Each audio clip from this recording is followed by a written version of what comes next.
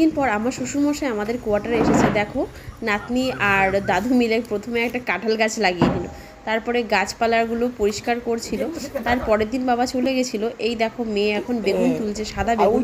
মা আমাকে বলেছিল যে বেগুনের বীজ করে পাঠিয়ে দিতে, তো গাছে বেগুন ছিল বলে আমি বেগুনগুলোই পাঠিয়ে দিলাম।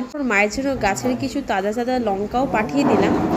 শ্বশুরমশাই বলছে বেগুনের বোটাগুলো যদি ছেঁড়া হয় তারপরে পুরো ডিমের মতোই লাগবে এই বেগুনগুলো দেখতে। আমাদের বাগানে অনেক গাছই প্রায় লাগিয়েছি।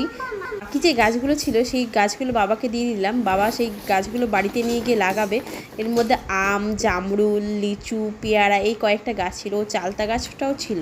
দেখো কি সুন্দর প্যাকিং করে গাছগুলো বেঁধে নিল। বললাম আমাদের এই জমিতে অনেক লঙ্কা হয়েছে, চলো তুমি কটা লঙ্কা নেবে। আর এদিকে দেখো গুনগুন এখানে খেলা করছে।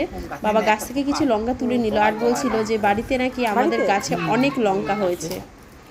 আমরা গাছ লাগাতে ভালোবাসি বলে যখনই বাবা আসে তখনই আমাদের অনেক হেল্প করে, গাছ লাগানো, মাটি কোপানো অনেক সাহায্যই করে যায়। কোয়ার্টারে এসে আমার শ্বশুরমশাই কিন্তু অনেক গাছ লাগিয়ে গেছে। বাবা বলছে লঙ্কাগুলো এখনো কচি, এখনো বড় হয়নি। আমি বললাম তাও দু একটা করে নাও গাছের লঙ্কা। দু একটা যেটা বাতি হয়েছে ওটাই নাও। কি সুন্দর না লঙ্কাগুলো, তুমি উদ্বোধন করলে প্রথম। দেখাও আমাদের কাছে ভেন্ডি বড় হয় না। তুমি নাও না, ওখানে দুটো বাতি হয়েছে।